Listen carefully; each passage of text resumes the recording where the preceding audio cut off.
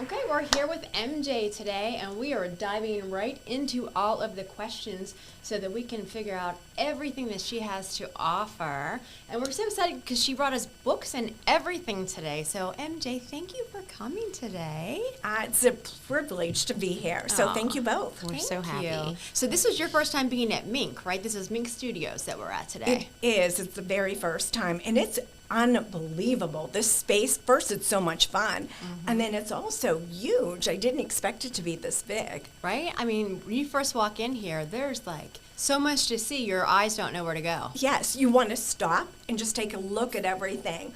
Unfortunately, everybody was calling me back, so I didn't quite get a look. But as I had walked down the hall, I'm like, oh my goodness, this is fabulous. Yeah, we'll take you on a little tour later. So we had our launch party here a couple weeks ago, and we had so many people here, and then we had it catered by Bellicera, and Jason Capps was so excited to give us so much food.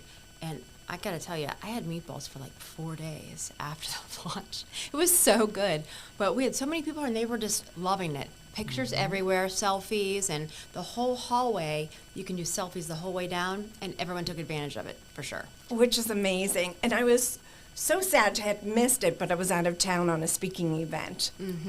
So, speaking events, how many of those do you do a year? Well, this year I actually counted them out, so I had 31 on site. So, meaning either a car trip or a plane trip. And then I had 16 virtual events. Wow. Yes. So, when you say speaking events, define that. So speaking events for me would be the ones that I said on site, actually on a stage. So on a stage, it's either a keynote or it could be a half-day workshop for a corporation. So in the average, I would say probably the average is somewhere around 100 people. That seems to be about the average for this past year. Wow. So, if someone wants to book you for a speaking gig, what exactly are they getting? What It do you say? depends upon what their company or their target audience, whoever they have the conference for. Because if it's an association, it's for membership. So they need something for their membership. If it's a corporation, it's their staff, it's their employees. Most of my talks this year has been something around change. You know, we're going through, let's face it, we've been going through change for the last few years. So there's a lot of low morale in companies right now. With associations, a lot of the members are going through change. There's been such a dip within membership that you really need to bring in good speaking events and presentations for the members to get that value out of it. So change is one of them, so that's where my Bounce Up program comes. If it's a half-a-day workshop, it can be around change too. The other part of my business and the speaking part is around customer engagement. Customer engagement to get a sale, not so much the sales process, but the engagement. How are you engaging with customers? What are you doing to keep them as customers? So those are the two avenues that my speaking sort of lends itself to. Interesting. So, I mean, a lot of people have several different, speaking topics that they have, and they morph them a little bit over the years. Have yours morphed a whole lot over the years, or are you kind of stuck to what you know? I would say they've morphed a little bit over the years. In 2017, when I came up with the Bounce Up method and the framework, that was really a big aha moment for me. Because as you know, and everybody has gone through change. Everybody has gone through some type of a crisis. I happen to have gone through a few, and through those crises, I've learned a lot, and I have used a lot of the methodology that I've created, the techniques that I share with other people. And whether your change or whether your crisis is something minor or something major, all of the techniques can be used. And the techniques that I share through these speaking events, all those techniques are something that can be implemented immediately. And that's what we need, right? Absolutely. Yeah. So, I have Jessica as my co-host. She's my bestie, my right hand, and I'm fortunate to have her on my right today. Usually when I talk about this, she's always on my left, and I say, she's my right hand. And I look, and she's always on my left. So she's my right hand. Always have her around, and couldn't do a lot of things without her because I bounce a lot of my stuff off of her. You have your own kind of co-host for things. So who's your co-host? I have actually I have two mastermind groups. So the one mastermind group is with 3 other women, all speakers. We all speak under a different topic and have a different industry as our target audience. And then I have another mastermind with 3 guys. And no one is in the Pittsburgh area. Everybody is outside of the area. So with 3 guys, and they bring a totally different perspective to everything. And it works great. You know, I bring that different perspective to them and they bring it to me.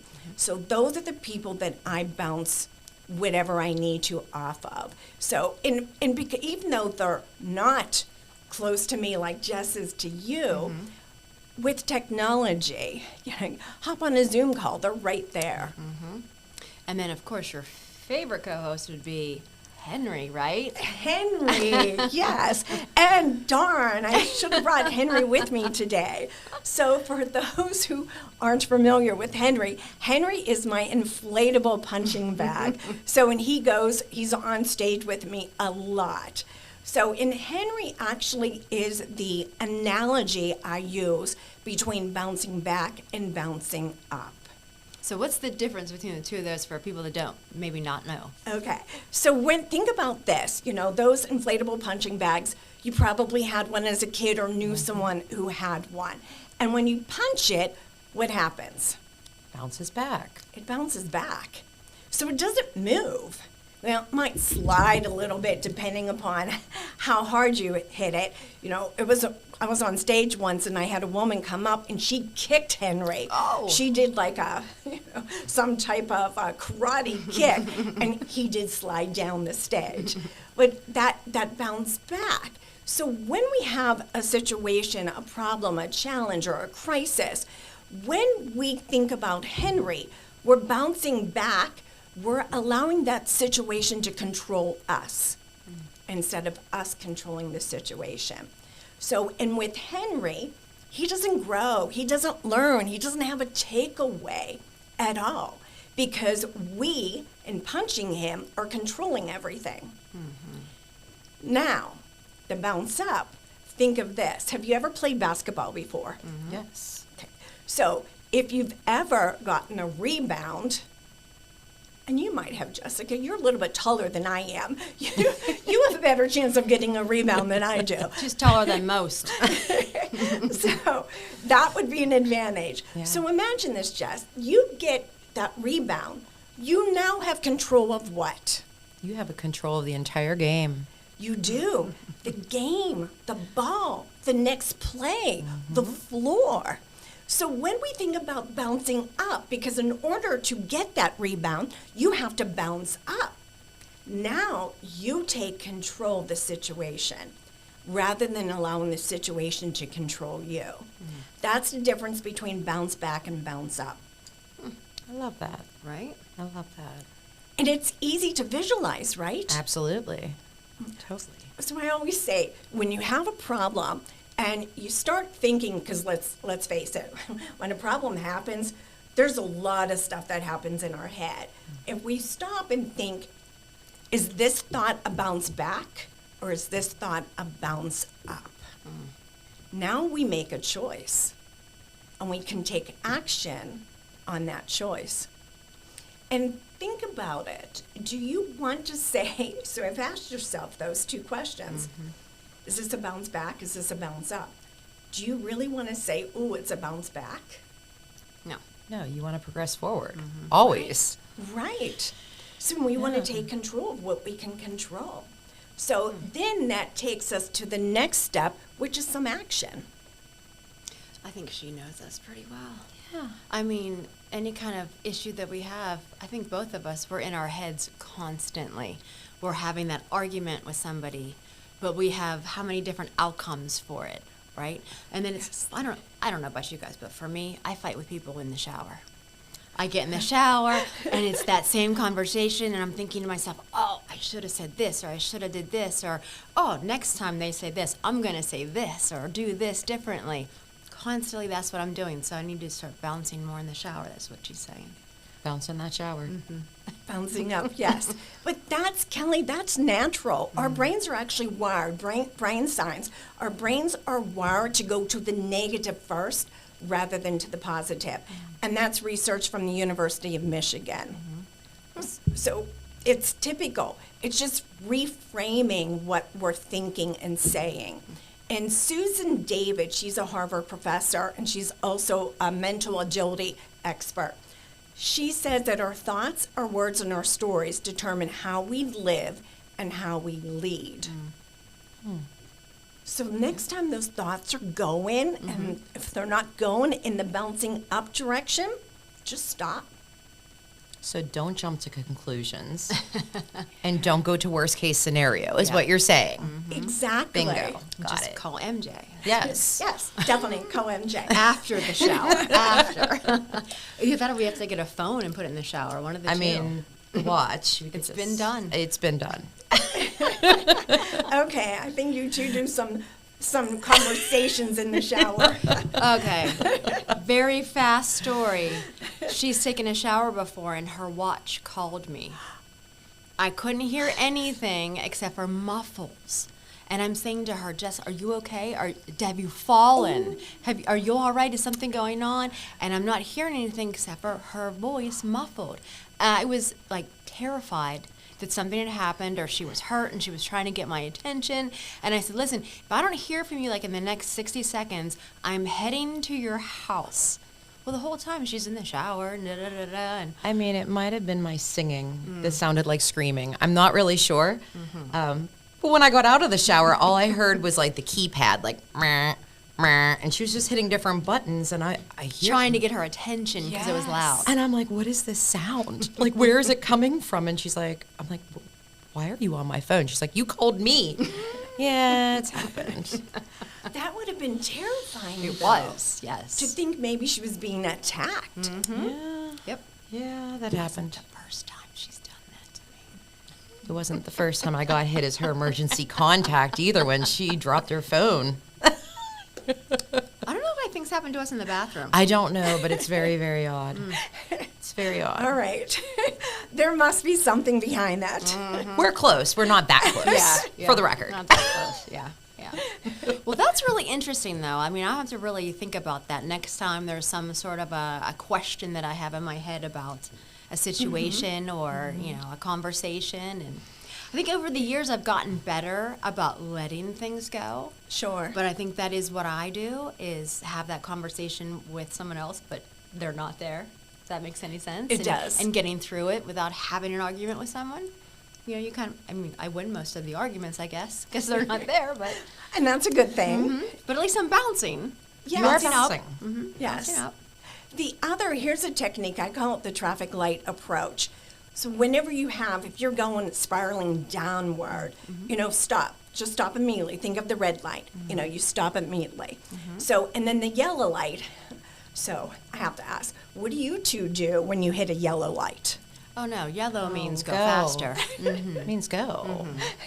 I mean, that's honest. We're very honest. We're very honest. Depends on the speed progressing to that yellow light. I'm going to be honest. I do have a teenage daughter who's about to get her license, so teaching braking. I am teaching it.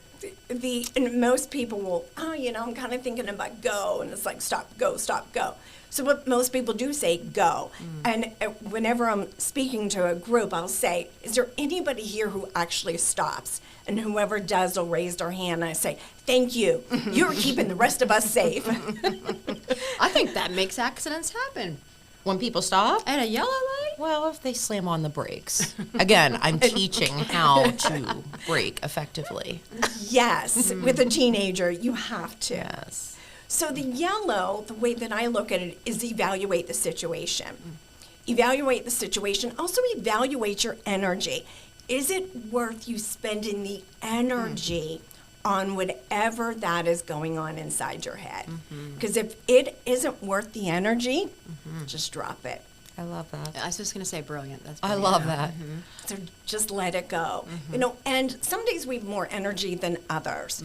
And we need to conserve that energy.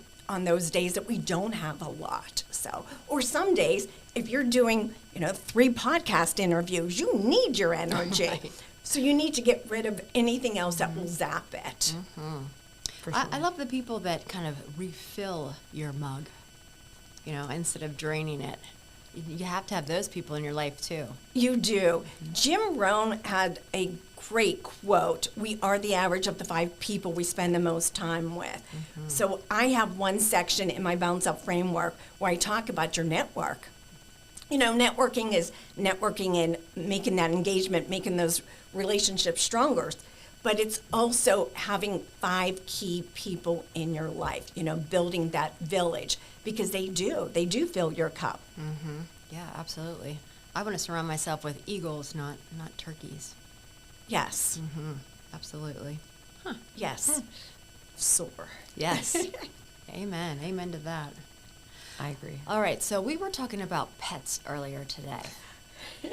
Very intently talking about them, whether we're cat people or we're dog people. Now, I like dogs, but my son was allergic, so I had cats. And I have 3 cats right now. Jess has 2 dogs. Well, let's hope she still does. One might be in doggy jail for a little while here. Long story. But now I know you have a dog, I do. and then her neighbor has a couple dogs, and we are always talking about how, well, your dogs too, they dress them up. Oh, yeah. And we were talking about, like, is it normal to dress up your pets? It's And totally normal. I've never It really is. seen people that dress up their dogs as much as these 2 people. And then lo and behold, as I'm looking at your social media, you're on that bandwagon too. I am, yes. Gidget, my 17-pound corgi mix, she was 2 pounds when I rescued her, so this tiny little thing. She has a Christmas dress. It is red sequins. I love it. So, yes. And then her winter coat is, actually, it's the same color we have on with a little fur hood. Oh my goodness. So she had it on today. She was shivering. That is what we saw. Now, Yes. does she like to be dressed up? It doesn't bother her. It Wow. does not. She had it on all day Sunday. If you train them from a young age, they don't know any different. That is true. Right? Right. So I just train my dogs that way. Now, there's no judgment here. I'm not judging anyone who dresses up their dogs because, truth be told, if my cats would let me dress them up, You would do it. probably You would. Yeah, I probably would. Yeah. But really, so, Becky, who we absolutely love, she actually makes the outfits for her dogs. Oh. Yeah. She's my creative. So I come up with an idea and I'm like, hey, Becky, and we'll go down into her game room. She has this huge bin of fabric and she will just start pulling out swatches, but she makes coats for her dogs. She makes costumes. So they have like turkey costumes. This year they were the Grinch and Max for Christmas. Oh, yeah. Oh, yeah. So. Oh my goodness. Yes, she's way more creative. I will just buy the outfit. Although my too. dogs are rather large, so finding them are another story. But Yeah, there's no yellow light with Becky. no, It's all green. She's full she's speed ahead. coast. She just coasts right through. We That's love awesome. her. Yep, it's great. It's great. But yeah, it was just very ironic that we were talking about that. And then it seems to be the theme lately is anything we talk about, think about, or looking at seems to be happening. So we're manifesting all kind of great things Great lately. karma here. You Yep. are, yes. Yeah, so we've been very careful as to what we're talking about lately. Make sure it's all good. Yes. Positive, Yes. productive. Yep. No bad juju. It almost Yes. always is. So we're going to keep that trend going. Yes, definitely. Yep. And then we were just talking about traveling.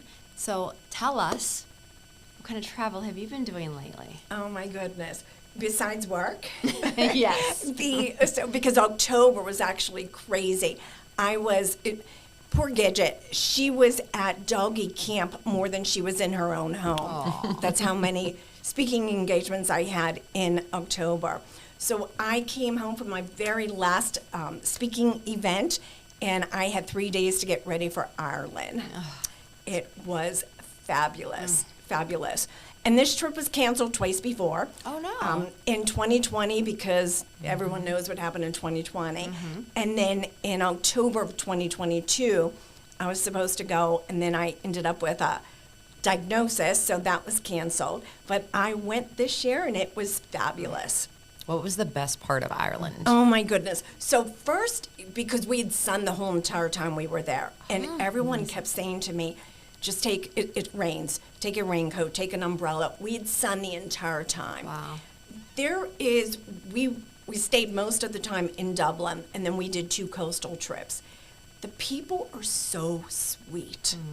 They are so welcoming. My favorite meal was the Irish breakfast. It was delicious.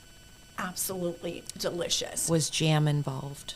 Jam was. I had a feeling. Jam was brown bread, but they grill almost all their vegetables. Like, I love grilled eggplant and grilled tomatoes and grilled portobello mushrooms. I mean, just delicious. Wow. Yes. All right. And Keep going with the food. I'm hungry. We're on it. Go ahead. mimosas every morning. All right. Yes. You got me. You got me. That was it was so much fun, just every morning to have breakfast. And then we would be so full that we skipped lunch. We would stop for a cocktail and then, try some of the different beers. As one does. Then we always made sure that we had some type of an Irish dinner, and just to taste it, something different. Very But nice. it was one of the tours, we went to the Guinness storehouse. And it wasn't so much, I'm not a big Guinness drinker, but they had the 7th floor was all about marketing. You two would have loved it. They had all of these displays from their marketing endeavors over the years. It was that was fascinating. Now, is Guinness from Ireland? Oh, I yeah. thought it Oh, totally yeah. is. Okay. Yes. Yes, All right. 100%. All right. I thought there was some sort of a tie to Pennsylvania with Guinness. Is there not? No. Okay. I'm learning something new today. Learned. That is the point of a podcast, right? All I know about Ireland is jam. That's why I had to ask the question. So why did you choose Ireland? Well, I am Irish. 3 of my 4 grandparents are Irish. So that was one. And I always heard it was such a beautiful country. So that was the other, my background. I still have family that live there. I did not tap into that because I didn't want to spend the time. I had this whole list planned out. I've been planning this since 2020. So I had all of these things I wanted to do, and I did get to do all of them. So I didn't quite connect with any. You didn't dabble into the family tree. Did not. Okay. Well, there could be Because a lot of the- nuts in there too, you know? That's You true. never know. You never know what you're going to get. That is What true. else is on your list of things to do? So the Northern Lights, we can actually see them in the U.S. So I plan in April to go to UP Michigan because you can see it from UP Michigan. I'm following a couple Facebook groups that are all about the Northern Lights in Michigan. Okay. And then Switzerland's like my next big trip. So those are, and then there will be a couple of trips in there with the kids to Florida. Well, that's Florida. After you go to Ireland, It's just Florida. I know. All right, so why Switzerland? Good question there. It was never on my list, but a friend of mine just went to Switzerland, and she talked about all these different things that they did. So it sort of grabbed me because it was either that, the other one that's on my list is Greece. I have 2 friends who are from Greece, and I thought about going with them. We've talked about it. They're not ready to go within like the next 2 years, so I was looking for something else. If Iceland wasn't so cold, I would go there to see the Northern Lights, but that's not really, it's one thing to be cold, but, we're used to cold, but not frigid cold. Yeah. Not a fan of the cold at all. No. I can't warm back up once I get really cold. I know my last name's Frost, but it can only take so much. I understand. 100%. Although I would be interested in Switzerland. Yes. I totally would be. She did bring me back chocolates. See? They were delicious. Everything revolves around food. Well, It does. I think food is life. It is. It is. You do It need is. it. All right, That's I what have a people question for bond. you. Okay. So I started going through your Facebook a little bit in preparation for today. Okay. And I saw a post you had about triumphs. And you had your first day of triumphs, and then you had a whole list of them. But I only saw a couple. Did you stop? I did stop. I got busy. Okay, I didn't even call you out, but I thought maybe I missed something, or you started doing it somewhere else. I did get busy. So, what would you say to a client that just said that to you? Oh my goodness. I would say, okay, where did it fall on your priority list? So, and how important was it for you to post that? So looking at it that way. Instead of me doing that, I had a family gathering on Sunday, which is where I spent most of my time, is preparing for that. That was definitely had a priority. And I had a couple proposals I needed to get out for 2024. So that took a little bit. It moved down on the list. It did. Well, So that's totally acceptable. So 2024, are you bringing them back? am I bringing them back? I will bring them back. Okay. So and who knows? At the end of the year, I might just do the rest of the days. Okay. So, because I do have them mapped out.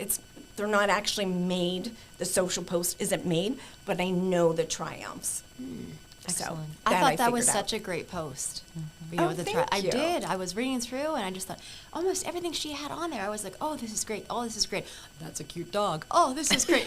That's a cute outfit on that dog. This is great. This is great." I mean, really, so much great information that you put out there. I mean, it is. It's inspirational. It's uplifting. It's humorous. It's adorable. I mean, really, there's not enough out there on social media that's exactly like what you put out there. So it's wonderful. Thank you. Very I good. appreciate it. It's coming from the heart. You know, it's coming.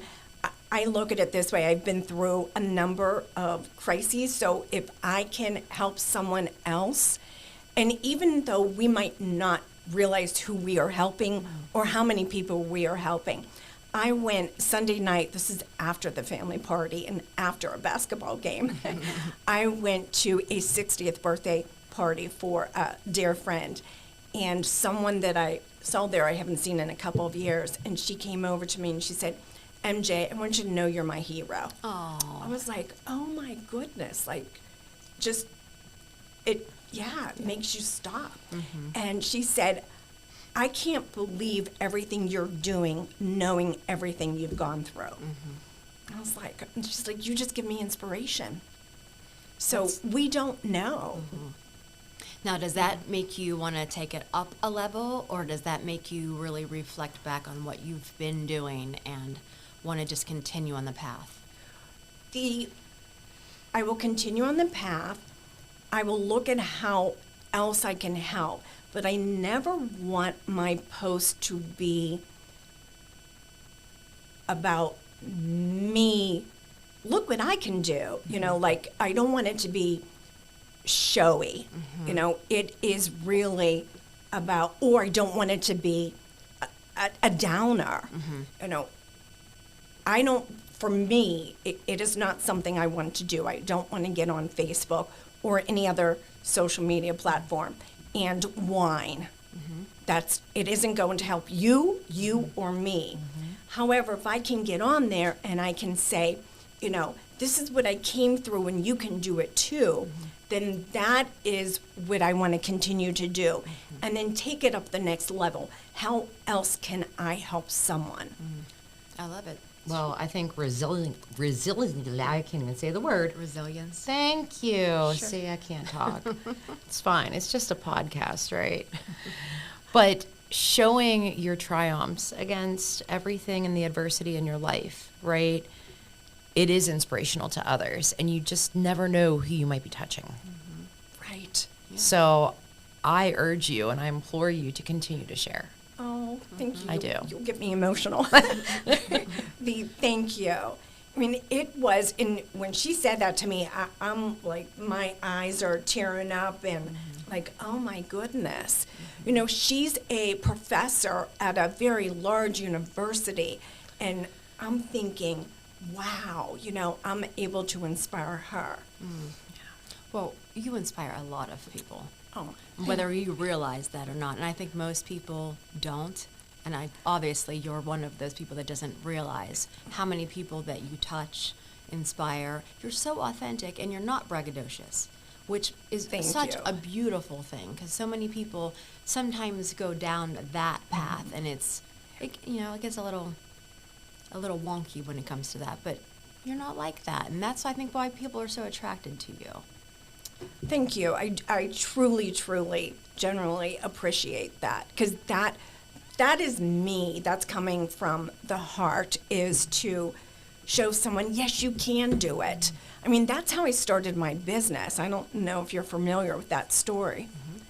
That. Our I audience do, may but not, the so audience please. might not, so Yes. please share it, Yeah. please.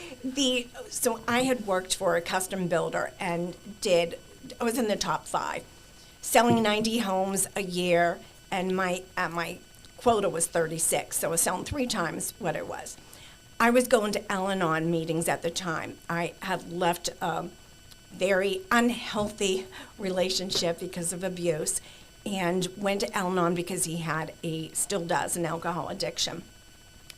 And at one of the meetings, you could tell that she was physically abused. And she's crying, she cannot leave because she couldn't support herself or her family. And I thought, oh my goodness, I am so blessed that I have the talent of being able to support myself. That's how I was able to get out of the relationship and live on my own.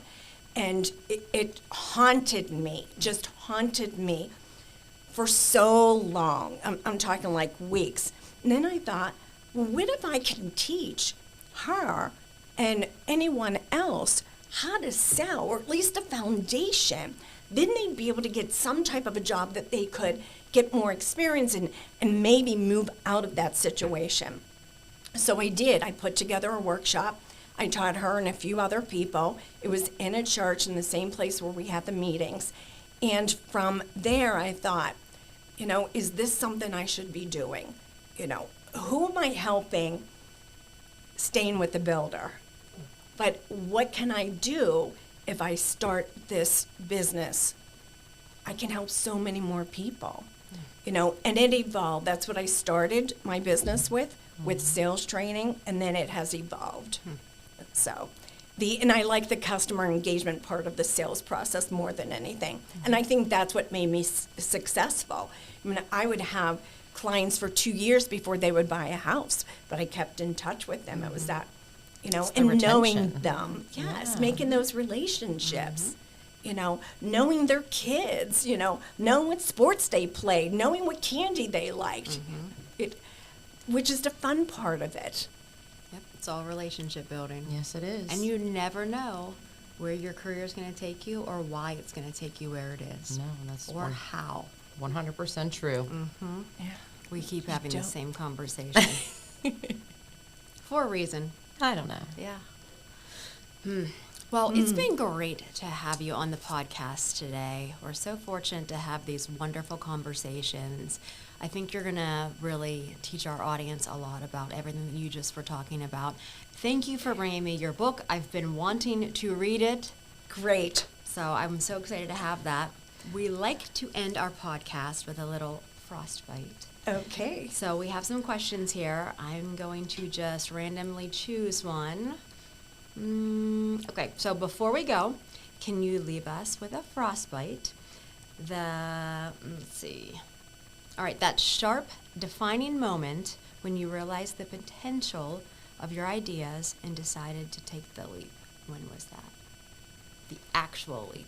The actual leap, it would have been after that class, that workshop that I had mentioned.